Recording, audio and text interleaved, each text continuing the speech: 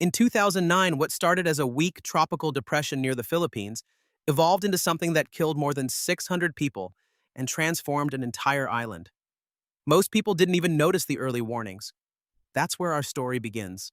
Out in the open Pacific, where the water holds more heat than your oven and the air sits heavy with moisture, something begins to stir. A few innocent thunderstorms bump into each other, merge, stretch, and spin. The winds are disorganized, but there's movement. Pressure drops slightly. A new circulation tightens like a muscle. This is a tropical depression being born. The winds stay below 39 miles per hour, not even strong enough to cancel school.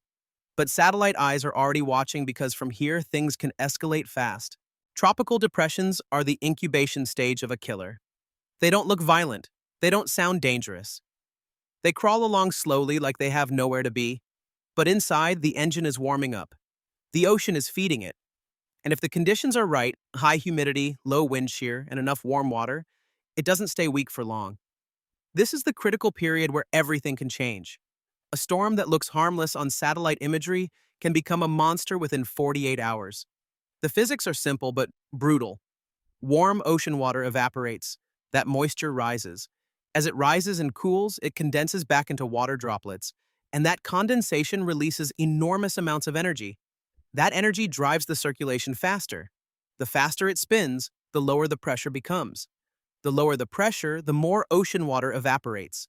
It's a feedback loop that feeds on itself until nature finds a limit. When those winds hit 39 miles per hour, the storm gets a real name from the Joint Typhoon Warning Center. From that point forward, it's no longer ignored.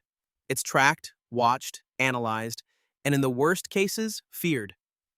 We're now looking at a tropical storm, and things are about to get serious. In 2009, Typhoon Morakot started exactly like this. Nobody expected much. The initial models called for a weak storm that would brush past Taiwan. But the ocean temperature was perfect, warmer than average. The upper atmosphere was calm. No wind shear to tear it apart. Within days, it became a monster that dumped over 109 inches of rain on Taiwan. That's nearly 3 meters of water. The most rainfall ever recorded from any typhoon in the island's recorded history. One single landslide wiped out an entire town called Xiaolin. Over 400 people died in that one event alone. The total death toll reached 673 people. A system that began looking like nothing more than a slightly aggressive rain cloud became Taiwan's deadliest storm in 50 years. And here's the thing. Most of those deaths came from rain and flooding, not wind. People underestimated the threat because it was just called a tropical depression. Now let's talk about the moment it gets scary. At 74 miles per hour, the storm earns a new title. It is no longer a tropical storm. It is now a typhoon. The difference is more than just a name. The structure has matured. The eye has formed. An actual calm center surrounded by the most violent winds. The rotation is now sharp, focused, and gathering speed like a skater pulling into a spin. The engine is running hot. A Category 1 storm is still considered minimal by disaster standards, but that word can be dangerously misleading. It does not feel minimal when you're inside it. Winds at 74 miles per hour strip leaves off trees in clumps, flatten backyard fences, and rip flimsy roofs apart like wet paper. Power lines snap. Entire neighborhoods go dark. Unanchored boats get pushed around like toys. But it's not the strongest things that fail first. It's the weakest. Loose roof tiles, unprotected windows, mobile homes. Anything not permanently bolted down becomes a hazard. In July 2012, Typhoon Vicente hit Hong Kong as a Category 1 storm. The city wasn't expecting it to intensify quickly, but within a few hours, it did. The Hong Kong Observatory issued their highest typhoon warning, a T10 signal, for the first time in over a decade. Winds battered the skyscrapers, sending debris flying through their narrow streets. The wind tunnel effect in Hong Kong's high-rise landscape made things even worse. Over 138 people were injured. Hundreds of trees fell. Almost 8,800 fallen trees across the city. The financial center of one of the world's largest cities was frozen in place by what was technically the weakest kind of typhoon on the scale. That is the real danger of Category 1. People underestimate it. Businesses stay open too long. Residents choose to ride it out. Schools keep operating. Shops stay open. And then the storm surprises them. But it only takes one shift in the wind, one snap of a power pole, one shattered window for things to turn deadly. When we cross into Category 2, the game changes completely. Now the wind is pushing between 96 and 110 miles per hour, strong enough to snap trees in half, strong enough to take the roof off a poorly built house. This is the level where the storm stops being annoying and starts being genuinely dangerous. It is no longer just a loud night and a canceled flight. It is the beginning of structural failure. At Category 2, the winds sound different. They don't just howl, they scream in pulses. You hear things hitting your walls and you don't know what they are. A part of someone else's house, a garbage can, a chair, a satellite dish, everything becomes a projectile. The damage now is measured in the hundreds of millions. Power is out for weeks. Entire neighborhoods need reconstruction. Hospitals fill with injuries. Evacuation isn't a suggestion anymore. It's a command that most people actually listen to. But Category 2 is just the warm-up. When we reach Category 3, everything intensifies. Winds climb to 111 to 129 miles per hour.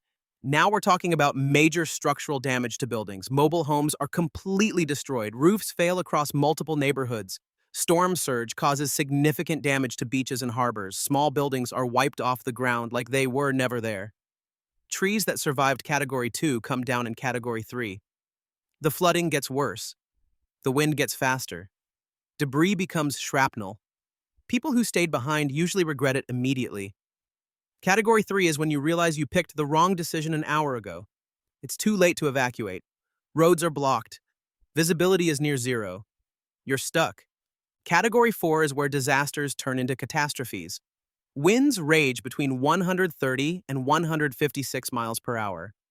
At this intensity, the wind doesn't just destroy buildings, it tears them apart systematically. Well-built homes are leveled, concrete structures fracture, entire city blocks are ripped apart. The pressure difference between inside and outside of buildings becomes so extreme that windows explode outward before the walls even get hit. Roofs don't just peel off, they shatter into pieces. The air pressure in the storm's core is so low it crushes the atmosphere inward. The wind roars like a turbine. The ocean is pulled into the sky. Storm surges reach 2 or even 3 stories tall, swallowing coastlines and pushing miles inland. Saltwater floods inland, contaminating farmland and destroying agriculture. In December 2021, Typhoon Rai, known locally as Odette, made landfall in the Philippines as a Category 4. It hit fast, intensified faster, and struck with terrifying precision. Over 400 people were killed. Homes were flattened. Aid workers described entire communities as wiped off the map. Concrete buildings crumbled. Airports shut down. Roads vanished under landslides. Relief took days to arrive. And in some remote areas, help didn't come for over a week. A Category 4 typhoon does not just interrupt life, it resets it. People who survive often return to find their homes gone and their streets unrecognizable. In some places, even the coastline has moved. By now, staying behind is no longer just a bad decision. It's a gamble with odds growing worse by the hour. Shelters flood. Emergency response is stretched thin. Hospitals operate under crisis conditions or shut down completely. And then there's Category 5, over 157 miles per hour. But most Category 5 typhoons don't stop there. They keep climbing, tightening, intensifying until they become something else entirely. The wind no longer just destroys buildings, it erases them. Well-built homes are leveled, concrete structures fracture, entire city blocks are ripped apart. The air pressure becomes so extreme that it doesn't just move air around, it restructures the landscape. The wind roars like a turbine engine. The ocean is literally pulled into the sky. Storm surges reach 2 or even 3 stories tall, swallowing entire coastlines and pushing miles inland. Even high ground may not be safe. Flooding comes not just from the sea, but from the sky as rainfall turns every slope into a torrent of mud and debris. In 2013, the world witnessed what this looked like. Super Typhoon Haiyan, known locally as Yolanda, made landfall in the Philippines with sustained winds near 195 miles per hour. It was one of the strongest tropical cyclones ever recorded at landfall. Coastal cities like Tacloban were annihilated. Entire neighborhoods were flattened in minutes. Bodies were found in trees. Shipping vessels the size of apartment buildings were thrown inland and stranded in the streets. More than 6,000 people died. Millions were displaced. The storm hit so hard that local infrastructure ceased to function entirely. For days, there was no help, only silence, wreckage, and the rising stench of mass death. Category 5 storms are rare. They are the final level on the Saffir-Simpson scale. But nature doesn't build to meet our systems. It builds until it runs out of fuel. And the ocean is only getting warmer. Every year we see storms creeping closer to the top of the scale. But there is one more storm that science says is possible. A theoretical one. A storm we have never seen, but absolutely could. It's not just stronger than Category 5. It exists on a different scale entirely. It's called the hypercane. The hypercane was first proposed by Dr. Carey Emanuel at MIT. A hypercane is not fiction. It is physics. The ingredients are extreme but plausible. You would need ocean temperatures above 48 degrees Celsius. That's 118 degrees Fahrenheit.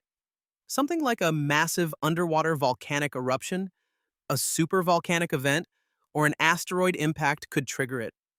Even long-term climate change, if left unchecked, could edge the sea closer to the danger zone. Once formed, a hypercane could have sustained winds of over 500 miles per hour. That is fast enough to strip the bark from trees, erase infrastructure, and toss buildings like playing cards. The eye could stretch 30 miles across. The cloud towers would punch into the stratosphere, rising more than 20 miles high. That is so tall it could inject moisture into the upper atmosphere and damage the ozone layer. Not just a weather disaster, a planetary one. And it would not just hit one coastline. Simulations suggest it could last for weeks, long enough to circle the tropics, long enough to strike multiple continents. There are no evacuation plans for this, no storm shutters, no reinforced shelters. A hypercane would erase any place it touched. You do not survive this kind of storm. You avoid it, or you are gone. We have never seen a hypercane, but we know it's possible. And the more the oceans warm, the closer we move toward the edge of that possibility. The question is no longer just how strong storms can get. The question is, what happens if we live long enough to meet the one that ends the scale? So hit that subscribe button because you're going to want to know what's coming next.